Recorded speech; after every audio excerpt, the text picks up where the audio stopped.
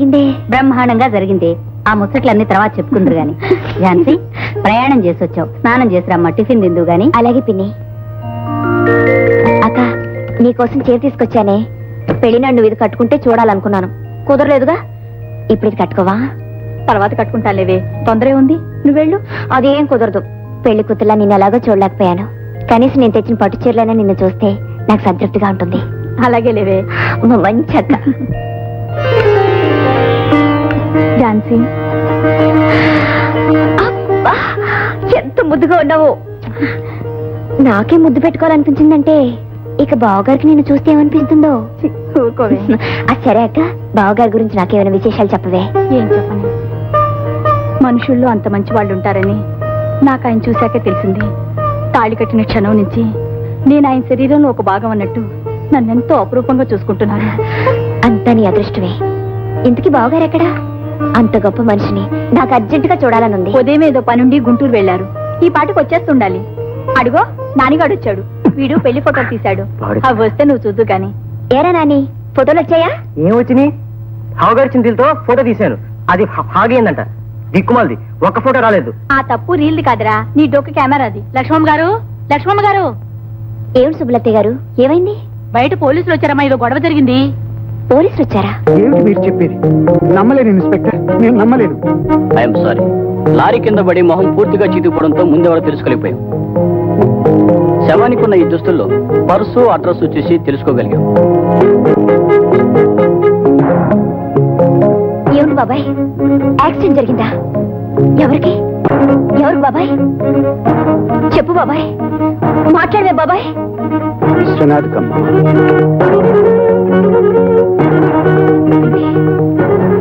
బావగారుగా? అవునమ్మా, అతను చనిపోయాడు. ఏమండి? అక్క, పూర్ణ, బాబాయ్,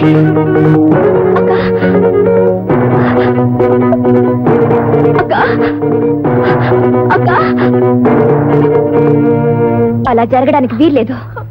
శాస్త్రం పేరు చెప్పి మా అక్కను విధవం చేయడానికి వీల్లేదు. ఝాన్సీ, ఏమిటా మనం అనేది? అవును బాబాయ్, 3 రోజుల ముందు తన జీవితంలో అడుగుపెట్టిన వాడు పోయినంత మాత్రాన ఎన్నో ఏళ్లుగా తను పెట్టుకునే పువ్వులు, గాజులు, బొట్టు ఎందుకు తీసేయాలి? అది ఆచారం అమ్మా. పోయిన మనిషిని మర్చిపోయి బ్రతకాలంటారు. అలాంటిది అద్దంలో చూసుకున్నప్పుడల్లా కుంకుమ, కళాకాంతులు లేని మొహం కనిపించగా అతను పోయాడని ప్రతిరోజు గుర్తు తెచ్చుకుని ఏడవటానిక ఈ ఆచారం?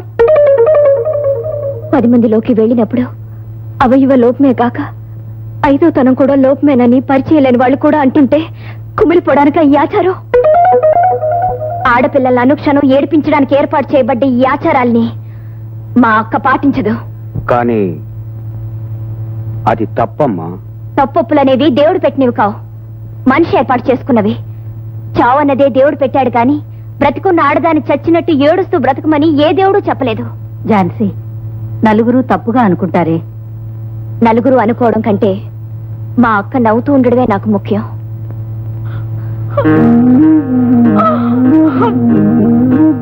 పసుపు కుంకాలతో తను ఎప్పుడు కళకళలాడుతూ ఉండాలి.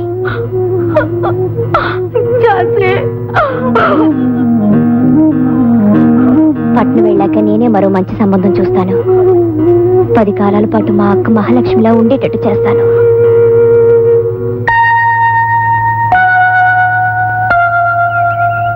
పెళ్ళై వారం తిరగకుండానే మీ అక్కయ్యకి చాలా అన్యాయం చేశాడా దేవుడు? తలుచుకుంటేనే చాలా బాధ కలుగుతుంది. అసలే ఆవిడ అవిటిది, ఇప్పుడు ఇలా కూడా జరగడంతో. చూడు మిస్టర్ దినకర్, బాధపడే మనిషి బాధను పోగొట్టాలని ఆ బాధకి కారణాన్ని గురించి మాట్లాడితే బాధ మరింత ఎక్కువ అవుతుంది. ఎలాగంటే, నేను కాలేజీలో చదువుకునే రోజుల్లో సినిమా హీరోలాగా మేసం పెంచేవాడిని. నా మేసం చూసి మా కాలేజీలోని అమ్మాయిలందరూ డమ్మాల కింద పడిపోయేవాడు. ఆ తర్వాత మొహాన్ని నీళ్ళు కొట్టి లేపేవాడు అనుకోండి. ఒక రోజున షేవింగ్ చేయించుకుందామని నేను మంగళ షాప్కి వెళ్ళాను. వాడి మూడ్ బాగోక నా మేసం తీసేశాడు. దాంతో అద్దంలో నా మొహం చూసుకుని నేను బోరుమన్నాను. లాగి ఒక్కటిస్తే వాడు బోరుమన్నాడు. మా ఇద్దరిని చూసి చుట్టూ ఉన్న వాళ్ళందరూ బోరుమన్నారు. ఈ బాధ భరించలేక మనశ్శాంతి కోసం రూమ్కి వెళ్ళాను. అక్కడ తగిలాడు నిప్పుకోళ్ళగా మా రూమ్మేట్. ఆహా, ఎంత అందమైన మీసంరా! నా మీసం కన్నా నీ మీసం ఎంత బాగుండేదిరా! నీ మీసానికి సంపెంగ నూనె ప్రజెంట్ చేద్దాం అనుకుంటున్నాను రా అని చెప్పి గుర్తు చేసి చంపాడు. దాంతో ఒక నిర్ణయానికి వచ్చేసాను. ఏమిటది? మళ్ళీ మీసం పెంచాలనా? కాదు, ఆ రాత్రికి ఓ మంచి ముహూర్తం చూసుకుని వాడి మీసం కూడా తీసేశాను. దాంతో వాడు అద్దంలో చూసుకుని వాడు బోర్, నేను అద్దంలో చూసుకుని నేను బోర్. Bore bore bore. అది అలా మీరెప్పుడు పువ్వులా నవ్వుతూ ఉండాలి.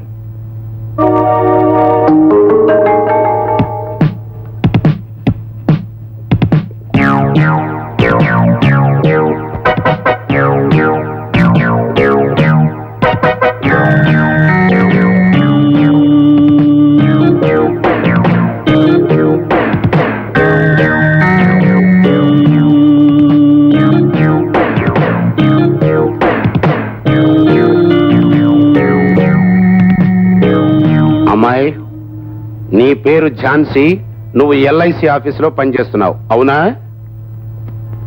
అవును. అయితే కరెక్ట్ అడ్రస్ కి కరెక్ట్ మనిషి దగ్గరికి వచ్చానన్నమాట.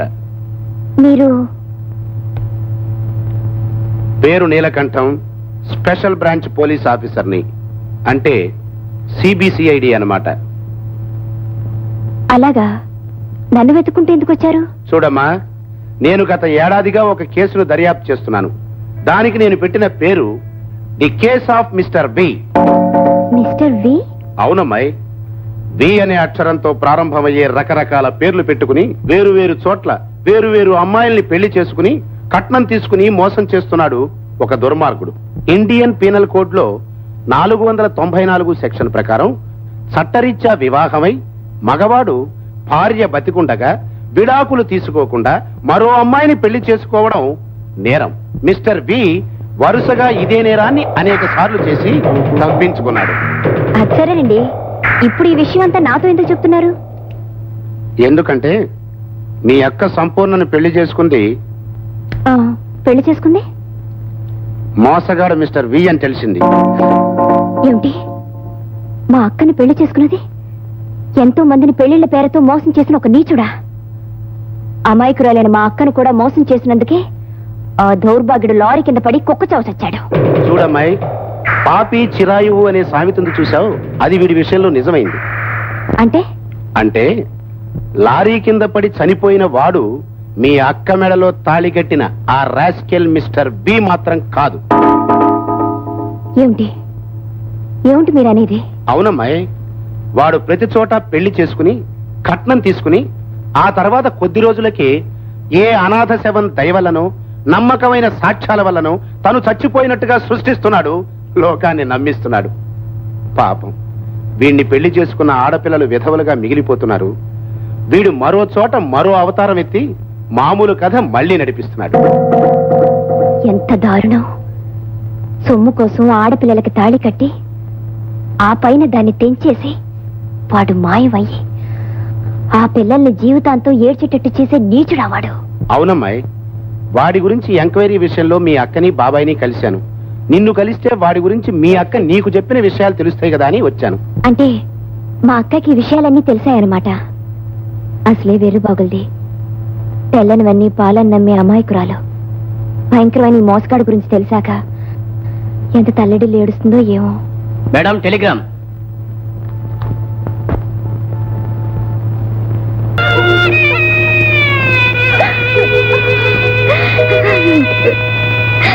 ఝాన్సీ వెళ్ళిపోయింది. నిన్ను మమ్మల్ని అన్యాయం చేసి మీ అక్కయ్య శాశ్వతంగా వెళ్ళిపోయింది.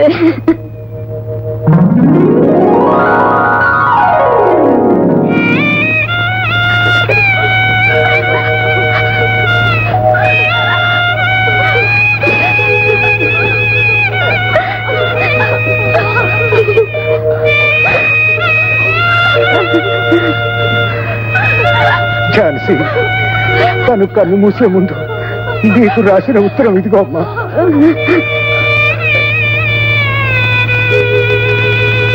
ఝాన్సీ, అవుటి దాన్ని చేసి దేవుడు అమాయకురాల్ని చేసి మనిషి నాకు అన్యాయం చేశారు. కట్నం డబ్బు కోసం నాకు లేనిపోయిన ఆశలు కల్పించి నా మెడలో తను కట్టిన తాళిని ఎగతాళి చేసిపోయిన ఆ మనిషి మోసగాడని తెలియటంతో మానవత్వం మీదే నమ్మకం పోయింది. అందుకేనమ్మా వెళ్ళిపోతున్నాను. మగవాడి వల్ల నువ్వైనా మోసపోకూడదని మనసారా కోరుకుంటున్నానమ్మా. జీవితాంతం దురదృష్టవంతురాలైన నీ అక్క